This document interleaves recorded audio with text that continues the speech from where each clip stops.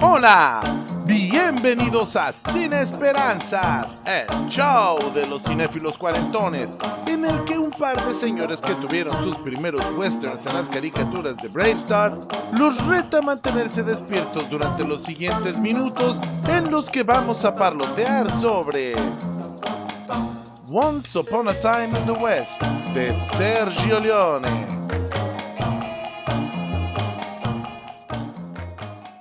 Bienvenidos sean, estamos aquí reunidos una vez más para celebrar nuestro amor por el cine.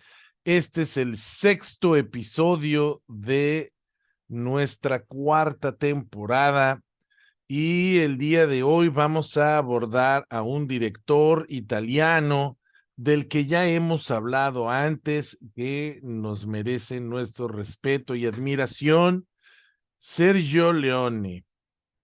A Sergio Leone lo conocí, y como probablemente la mayoría de los cinéfilos, por la película El bueno, el malo y el feo.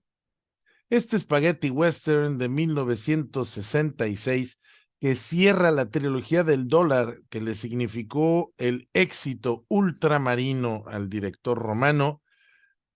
Pues ya hemos hablado de esta película, de hecho, en el episodio 3 de la temporada 3 de su podcast de confianza, estrenado el 20 de enero del 2022. Pues hablamos sobre el bueno, el malo y el feo, ¿no? Ya dijimos todo lo que podíamos decir. Yo crecí con una imagen del viejo oeste muy variopinta, mezcladita, ya no digamos influenciada por el cine mexicano de la época de oro, pues eso es aparte, ¿no? Independientemente de eso. Pero al mismo tiempo yo veía caricaturas como la del Llanero Solitario, caricaturas que revivían el western americano y su estilo impoluto, el estilo estadounidense de hacer westerns. Y también tenía a mi alrededor cómics como Libro Vaquero o las novelitas estas de Estefanía, que se recargaban más a la reinterpretación italiana del género. La influencia de los italianos en el cine de vaqueros rompió fronteras y, como ya lo hemos dicho en muchas ocasiones, abreva tanto de los clásicos de John Ford o de Sam Peckinpah como del cine japonés de samuráis. Leone es un director que creció dentro del cine. Fue asistente de Vittorio De Sica en la película Ladri di Biciclette en 1948. Pero también experimentó el trabajo hollywoodense con producciones estadounidenses filmadas en Europa, tales como Quo Vadis del 51, que es de Mervyn LeRoy, o Ben-Hur de 1959, la versión de William Wyler. En fin, él ya hizo muchas tablas, pero no solamente en el cine local, sino él se nutrió de muchas perspectivas cinematográficas. Su trilogía del dólar se construye así, multiculturalmente. Es más, es por todos conocido que las películas se filmaban sin audio, el audio era grabado después haciendo doblaje, porque muchos actores no hablaban los mismos idiomas, entonces había unos que hablaban en alemán, otros en inglés, otros en italiano al mismo tiempo, y el doblaje era el que arreglaba todo. Pero un puño di dollari, que es una película que filma en el 64, abre la saga esta de la trilogía del dólar. La historia del plagio a Kurosawa y Yojimbo del 61 es bien conocida por todos, ya incluso la mencionamos en estos mismos micrófonos, pero bueno, esto no maltrató el éxito de la cinta, que permitió hacer una segunda película. Me parece que fue Fernando el que me dijo que Kurosawa recibió más dinero por el settlement de un puño de dólares que por Yojimbo. Esta trilogía entre sí no guarda relación dramática. El hilo conductor es un personaje cuya característica principal es la de nunca decir su nombre, interpretado por un joven y glorioso Clint Eastwood en el papel de su vida, pero no es el mismo personaje. La segunda película se llama Per qualche dollare più, en 1965 y de esta hay poco que decir. Tiene un reparto excelente, la estética leonesca ya está asentándose y tomando forma estilística. Y bueno, nos lleva a la culminación de la trilogía con la mejor de la serie, Il Buono, Il Bruto, Il Cattivo, en 1966. Esta es por mucho la mejor.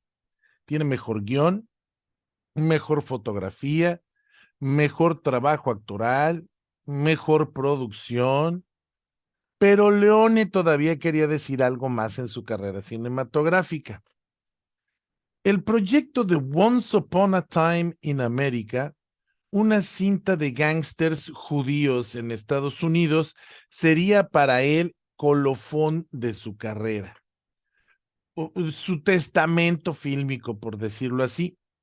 Por desgracia o por fortuna, depende de cómo interpretemos la historia, el rotundo éxito de sus películas de vaqueros que la Paramount Pictures hizo que la Paramount Pictures empezara a salivar con un nuevo proyecto, esta vez filmado con mucho más presupuesto. El gancho, trabajar con Henry Fonda, contando con un presupuesto de $5 millones, porque dijeron, si hace películas tan exitosas con poco dinero, si le damos un poco más, va a ser un hitazo.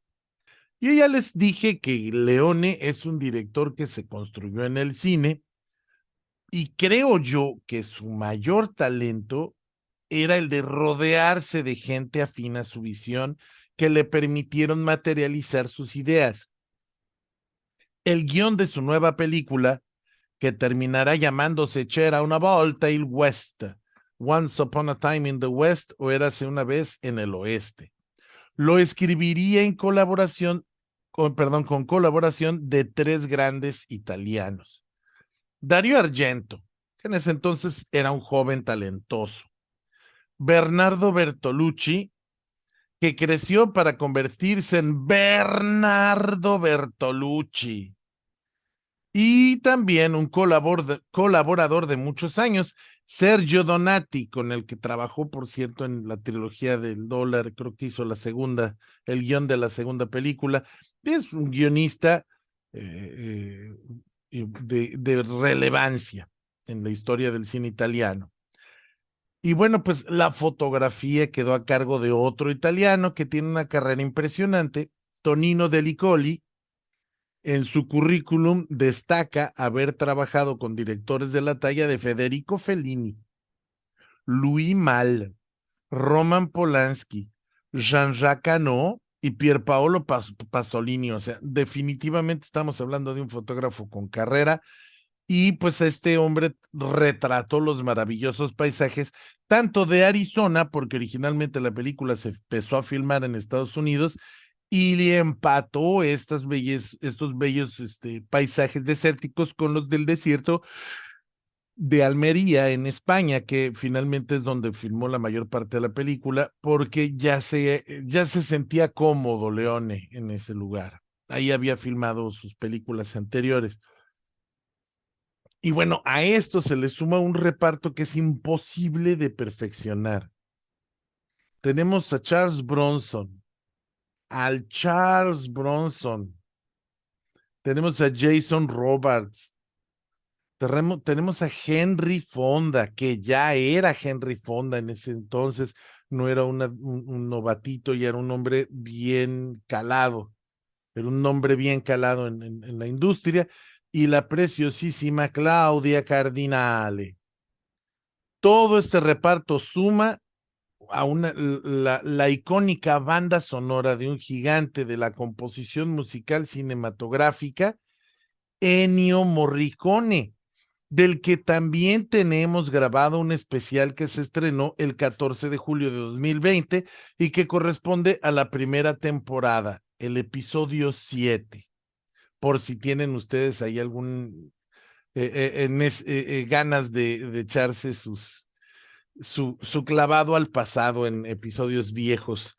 El asunto es que yo siempre he pensado, o bueno, no siempre, pero recientemente he pensado que Leone tiene sus fortalezas en el ritmo, en el ritmo y en el montaje en cámara, de tal manera que apoyarse en actores que no son demasiado teatrales o que son como se les dice comúnmente cara de palo, un actor como Clint Eastwood o un actor como Charles Bronson, que tienen caras de duros y que hasta cuando sonríen parece que están enojados.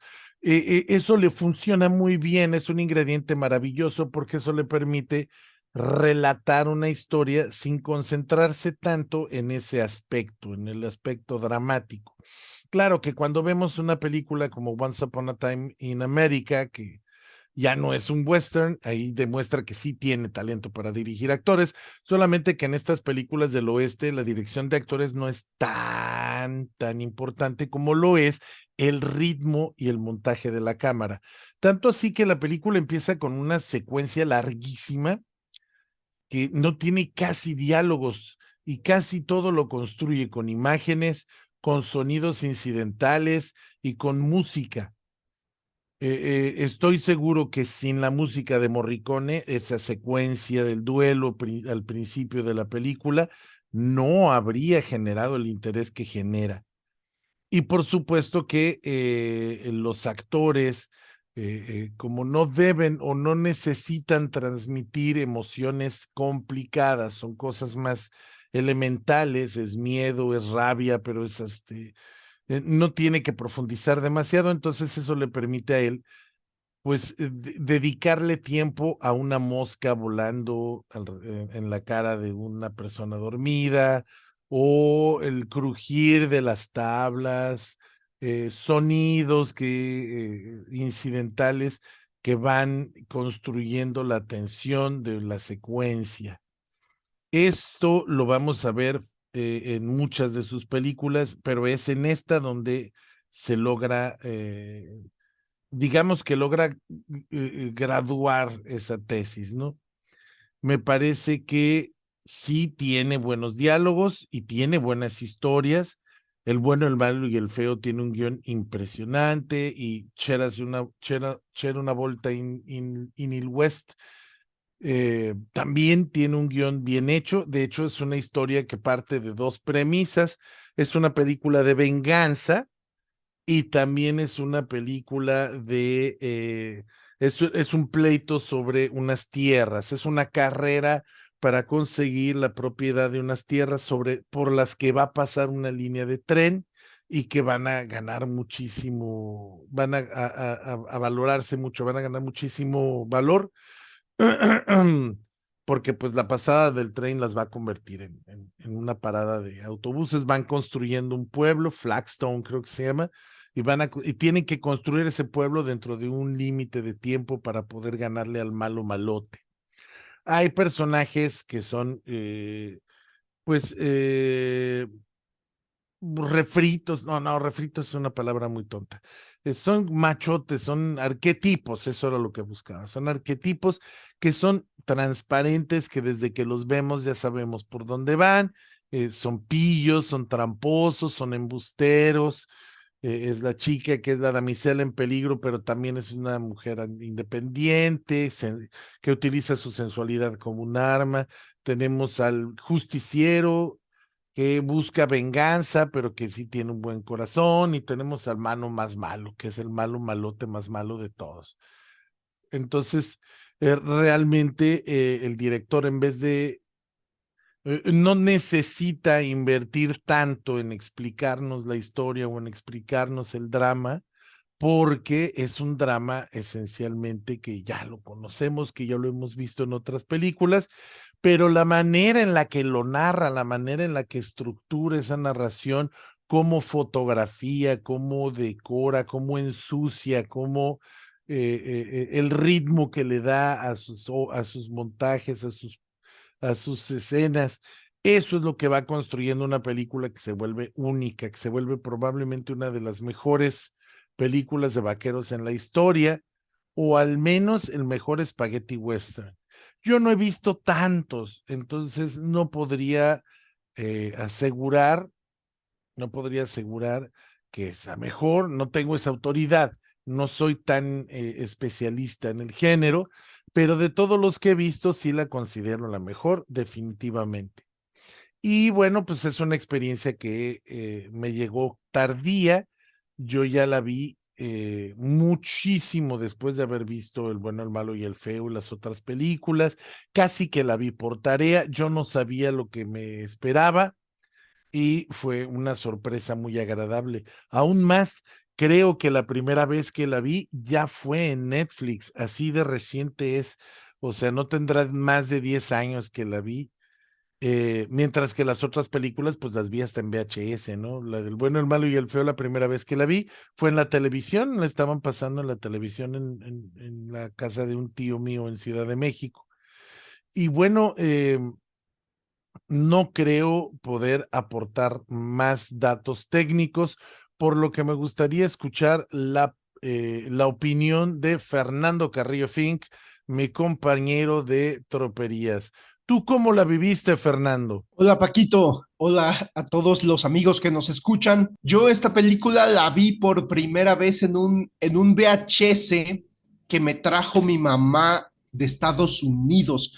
Me acuerdo clarito que ella estaba allá y este y pues nos escribíamos. Era la época en la que el email ya se usaba como con cierta regularidad, eh, pero tampoco era una época como súper tecnológica, ¿no?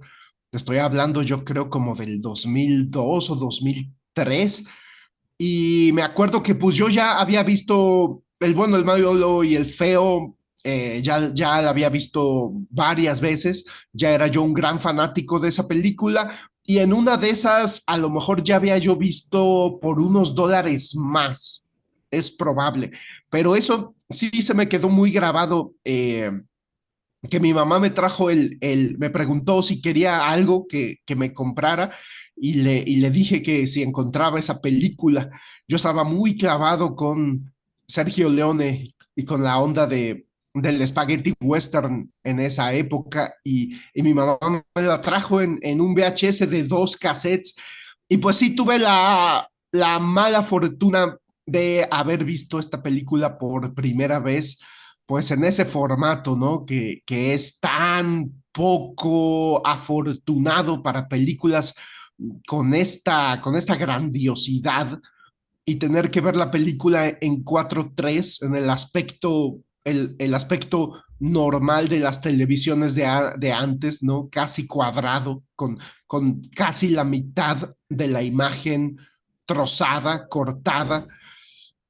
Sin embargo, pues sí pude, digamos, apreciar a grandes rasgos la magnificencia de esta película, pero sí, yo después, en cuanto salió el DVD, yo lo compré y pude apreciar la película en su verdadera grandeza, ¿no? Con el aspecto verdaderamente rectangular. No estoy seguro qué aspecto usa la película, no sé si son 1 por 2.35. Es probable que eso sea, pero es una película que yo coincido contigo, Paquito.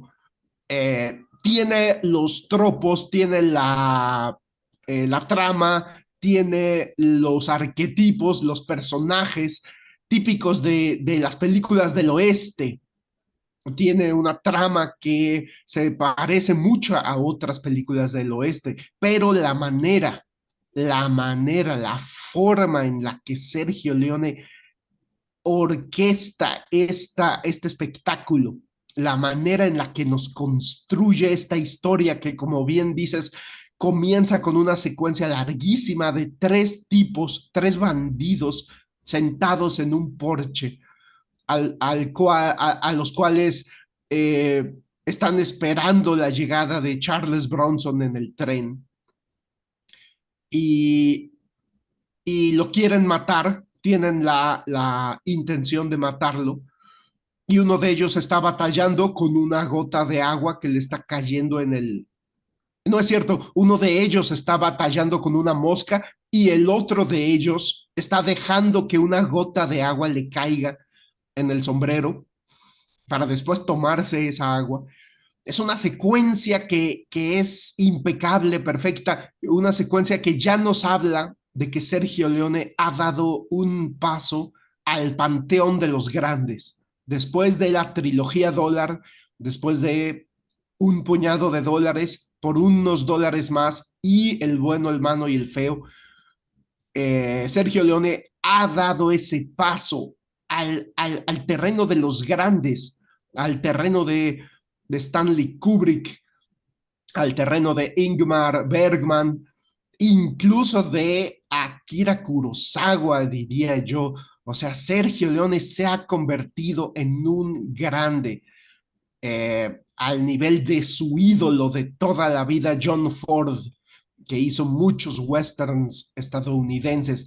Entonces, estoy de acuerdo contigo. Yo tampoco soy especialista en el género del western italiano, del spaghetti western, pero de lo poco que yo he visto, yo también me atrevo a decir que la mejor película de western italiano que he visto es Érase una vez en el oeste, por la manera en la que Sergio Leone nos narra la historia de manera visual, de manera auditiva, como dices, ensuciando la toma, ¿no? Nos presenta este western más realista, sucio, con los rostros sudados.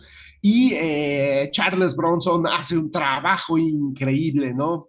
Este hombre callado que a duras penas pronuncia palabras, pero que con sus ojos nos dice todo lo que nos tiene que decir. Y esta melodía que compone Ennio Morricone para su armónica, esta armónica que le perteneció a su hermano, al cual busca vengar, porque le mataron a su hermano cuando él era un infante o un puberto, y anda cargando esta armónica para todos lados, y es sobrecogedor escuchar esta armónica porque es el sonido de la venganza, es el sonido estremecedor de la venganza implacable que se le acerca al malo malote, Henry Fonda. Y también creo, como bien dices, hay que mencionar a Claudia Cardinale, que hace este personaje magnífico, maravilloso, de esta mujer fuerte, esta mujer de finales del siglo XIX, que es una mujer que es emblemática en el sentido cinematográfico, este personaje interpretado por Claudia Cardinale, eh, llamado Jill, es emblemático pues por lo menos de lo que nosotros alcanzamos a ver de lo que era la mujer a finales del siglo XIX, ¿no? La mujer que ya empieza a reclamar ciertos derechos, la mujer que ya empieza a despertar un poquito ante el hecho de que ella puede usar su fuerza, ¿no? Como dices, su sensualidad la puede usar como una herramienta o un arma. Eh, es un personajazo, es un personajazo. Es esta mujer que fue prostituta y que se acaba de casar con el personaje de McBain, interpretado con Frank Wolf, y que llega a este pueblo de Sweetwater, ¿no? Pues para hacer una vida. Y pues como dices bien, Paquito, se le empiezan a presentar el montón de dificultades y se empieza a gestar una trama muy característica de los westerns, del cine del oeste, pero presentada de una manera excepcional. Yo creo que esa es la palabra. Sergio Leone hace un western excepcional, fuera de serie, una película grandiosa, un clásico del cine mundial. Y no quisiera concluir esta primera participación sin mencionar el tema de El hombre de la armónica, escrito por supuesto por Ennio Morricone, que es una música impresionante. Si usted no ha visto la película, le recomiendo busque El hombre de la armónica, Ennio Morricone, en el internet, y escuche escuche esta maestría. Claro que no tiene la fuerza que si usted estuviera viendo la película, sería magnífico, ¿no? Este clímax cinematográfico, verdaderamente cinematográfico, en el que casi no se habla, pero que nos dicen todo a través de imágenes y de música y vemos cómo fue asesinado el hermano del personaje de Charles Bronson y vemos cómo cobra su venganza contra el personaje de Henry Fonda. Es una secuencia fenomenal, una secuencia gloriosa, como las que sabe hacer Sergio Leone, pero en este caso llega a un punto álgido. Y pues por el momento te devuelvo el micrófono, Paquito. Gracias, Fernando. No, pues qué interesante. La verdad es que sí es una película que yo valoro mucho y además yo encuentro pues lazos ahí con vasos comunicantes con el cine de Tarantino, por ejemplo, todo el volumen 2 o parte del volumen 2 de Kill Bill tiene muchas inspiraciones del cine de Leone y de Érase una vez en el oeste, y además esta película inaugura esa serie de películas que toman el Once Upon a Time In como su título, dentro de las que destacamos Once Upon a Time in Hollywood. Por cierto que también la tenemos ya conversada en este podcast, en este su podcast de cabecera. Once Upon a Time in China, que son como llaman a las películas de Jet Li interpretando a Wong Fei Hong en México, bueno, en América, e incluso una de esas películas se llama Once Upon a Time in China in the West, que es las aventuras de Wong Fei Hong en el viejo oeste, y está también pues Once Upon a Time in America, que es una película de Sergio Leone, la que mencionamos al principio, de gangsters, y pues se volvió como algo recurrente es ese título, ¿no? El de Érase una vez. A mí me parece que si bien no descubre el hilo negro, ya hablamos mucho sobre el género del spaghetti western y del western, me parece que es la que consolida el estilo cinematográfico del spaghetti western.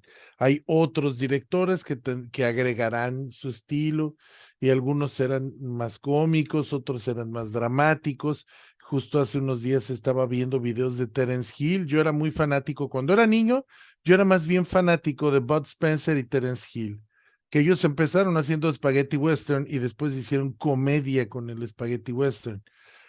Y es lo mismo, porque todos estos trabajaban juntos en el Cinecittà, en este estudio emblemático de Italia. Entonces, decía al principio de este programa que era un cine multicultural, de perspectiva multicultural, porque si bien los actores principales son actores estadounidenses, en el reparto habían actores españoles, actores alemanes, actores italianos, había unas Naciones Unidas de actores y en el área técnica también filmaban, donde filmaban, contrataban gente. Tanto es así que acaban de hacer hace unos años un documental de cómo rescataron el cementerio de Boot Hill de El bueno, el malo y el feo, porque iban y construían escenarios y ahí los dejaban y estos se integraban a la naturaleza. Pues ese es el cine de Leone y esta es una de sus mejores películas. Yo quisiera recordar otras cintas que tienen cierta inspiración del spaghetti western. Por ejemplo, en México hay dos películas que no son tan populares y que sí abrevan directamente de estas películas. Una es Los Hermanos del Hierro, me parece que es de este Ismael Rodríguez, Los Hermanos del Hierro, que es una película completamente western, pero mexicana. Algunos la llamaban Chili Western, los hermanos del Hierro. Y tenemos ¿cómo se llama? El Tunco Maclovio. El Tunco Maclovio, que es una película más reciente con Julio Alemán y que habla justamente pues de un manco de que busca venganza. Es es una historia de un pistolero que busca venganza, no me acuerdo de qué, y es una historia muy relativamente emparentada con Once Upon a Time in the West, ¿no? También es una historia que tiene por ahí una historia de origen traumática. Vale la pena estudiar el género del chili western mexicano, que también aportó lo suyo. Finalmente, Sam Peckinpah se inspiraba mucho de México y en The Wild Bunch incluso tuvo entre el reparto al Indio Fernández. Entonces, todo es un círculo, como dice George Lucas mucho de sus propias obras, no es como poesía que termina rimando, es como una poesía que termina rimando, efectivamente. Los italianos se inspiraron de los americanos y de los japoneses, y después los americanos y los japoneses se van a inspirar de los italianos, van a recuperar esos valores, va a ser un intercambio multicultural de valores que va a crear un nuevo estilo cinematográfico. Volviendo a Tarantino, sus Hateful Eight es otro estilo de cine western, o la película de Django, aunque su Django él dice que no es un western, que es más bien un southern, o algo así lo llama, pero vaya, el punto es ese, ¿no? La idea es que enriquecen al cine, y es un género que existe desde que el cine es cine. Una de las primeras películas fue el Gran Robo al Tren, y era un western, y desde entonces se ha ido adaptando y se ha ido recreando. Hay periodos largos en los que dejamos de ver películas del oeste y luego regresan y vuelven a estar de moda. Por ejemplo, para mí, uno de los mejores westerns de Clint Eastwood es Unforgiven. Unforgiven, no sé si ya lo abordamos nosotros en algún episodio, pero valdría la pena tomar esa nota, ¿no? Unforgiven. Y bueno, pues es el tipo de cine que nos gusta comentar aquí a los cinéfilos cuarentones. Me gustaría escuchar unos últimos comentarios de mi compañero Fernando Carrillo a manera personal. Muchas gracias, Paquito. No, pues muy interesante todo esto, este recuento que nos haces, porque me parece muy valioso. Me parece que es muy valioso tener en cuenta cómo el cine, en efecto, el género del oeste ha sido un medidor de este cine, del cine como fenómeno global, como fenómeno mundial, que va dando vueltas al globo terráqueo, como John Ford inspiró a Sergio Leone, que estaba del otro lado del Atlántico, y al mismo tiempo John Ford inspiró a Akira Kurosawa, que estaba del otro lado del Pacífico, ¿no? O sea, cómo realmente sí es pues un círculo, y cómo a su vez Akira Kurosawa inspiró a Sergio Leone, que estaba en Italia, ¿no? Entonces es un círculo totalmente que no para, que no para. Después Sergio Leone inspira a Tarantino, ¿no? Y se regresa la pelotita a los Estados Unidos de América. Entonces sí, es como tú dices, es un giro, es un giro. También el cine de samuráis, ¿no? De Satoichi, de Lone Wolf and Cub, pues se ve fuertemente inspirado por el cine del oeste, ¿no? Digamos, no solo del género del oeste, sino de esta parte del mundo, ¿no? Del occidente.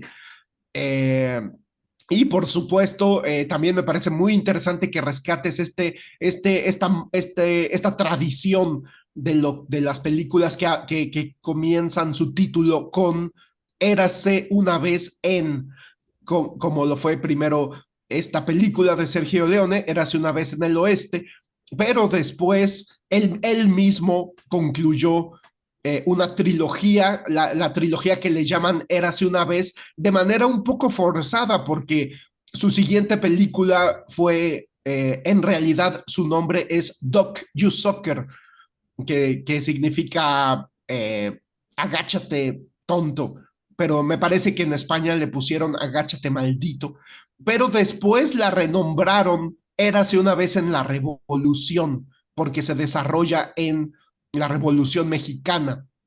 Eh, y esto pienso que la conecta también, como tú mencionas, a Sam Peckinpah. Como bien mencionas que Sam Peckinpah recurría mucho a historias que sucedían o que tenían que ver con la frontera con México. Pues esta película de Agáchate Maldito, que después fue renombrada Érase una vez en la Revolución, pues es la segunda parte de la trilogía y terminaría Sergio Leone con Érase una vez en América, que es un clásico que me parece una obra maestra del cine de mafia. Eh, y como bien mencionas, la de Tarantino era así una vez en Hollywood, o incluso el mismo Robert Rodríguez le entró al juego de una manera poco honrosa, haciendo la tercera parte de su trilogía del mariachi y llamándola Érase una vez en México, lo cual pudo haber sido una buena película, pero Robert Rodríguez ni siquiera tenía un guión completo cuando se lanzó con su amigo Antonio Banderas a filmar a México y su amiga Salma Hayek. Hicieron las cosas muy improvisadas, pero pues eso es un super mega homenaje al Spaghetti Western, esta de Robert Rodríguez, Érase una vez en México. Y también me parece importante resaltar lo que mencionas del Chili Western, de cómo en México también nos llegó esa moda, o digamos esa tendencia de cine comercialmente muy exitoso del western. Y como bien mencionas, pues las historias del oeste estadounidenses se conectan mucho con la frontera con México. Y pues eso lo demuestran mucho los cómics mexicanos del viejo oeste, como el libro vaquero y otro que se llamaba Frontera Violenta, y había otro par por ahí, El Solitario, y otro cómic por ahí, que todos tarde que temprano conectaban la frontera de México con Estados Unidos. Y estas películas que definitivamente coincido contigo, el Tunco Maclovio y los hermanos del Hierro de Ismael Rodríguez, que se les nota desde los primeros minutos, ¿no? Desde, por lo menos el Tunco Maclovio no pasan ni 5 minutos y tú ya tienes clarísimo que está súper influenciada por el Spaghetti Western, especialmente por el de Sergio Leone, y Los Hermanos del Hierro también.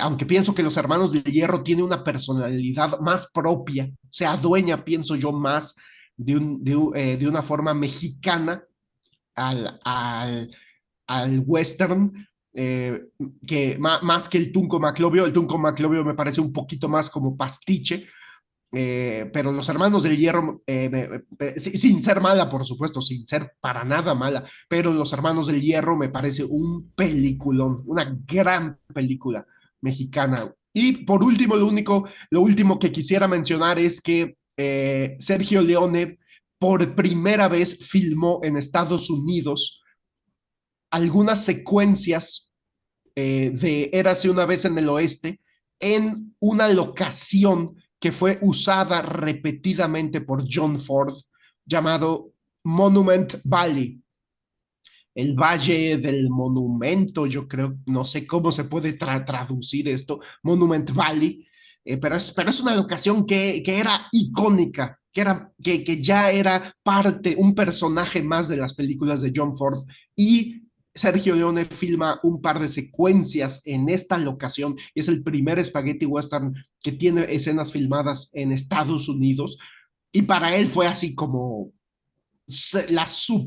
el super momento de realización. Filmar en esta locación fetiche de John Ford fue para Sergio Leone pues una gran cosa. Y con eso concluyo mis comentarios finales, Paquito. Pues bien, Fernando, hemos llegado al final de este episodio.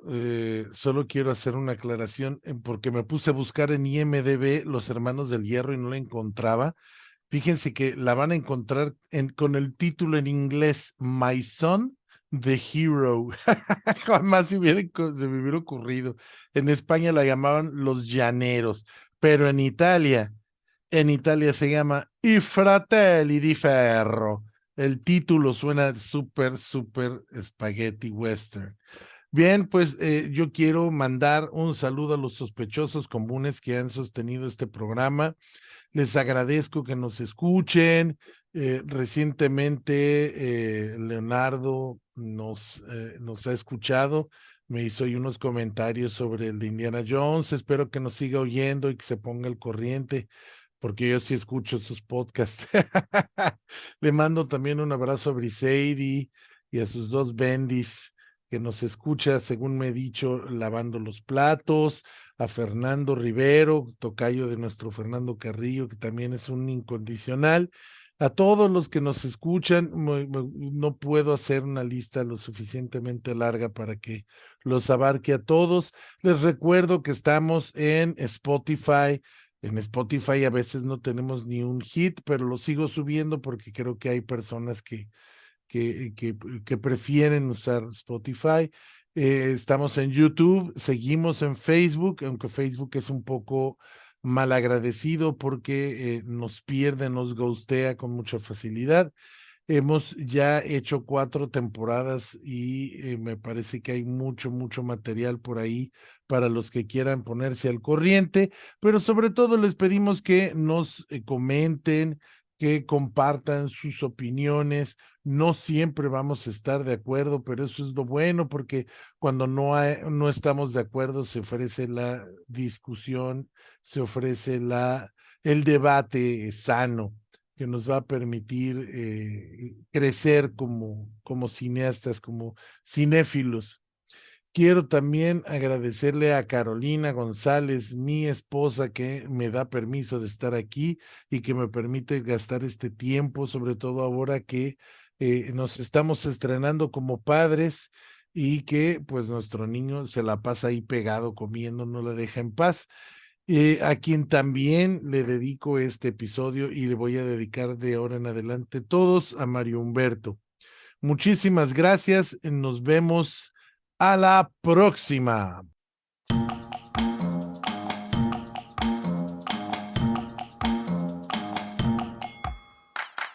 Esto fue Sin Esperanzas, el show de los cinéfilos cuarentones, con Fernando C. Fink y Paquito Rodríguez.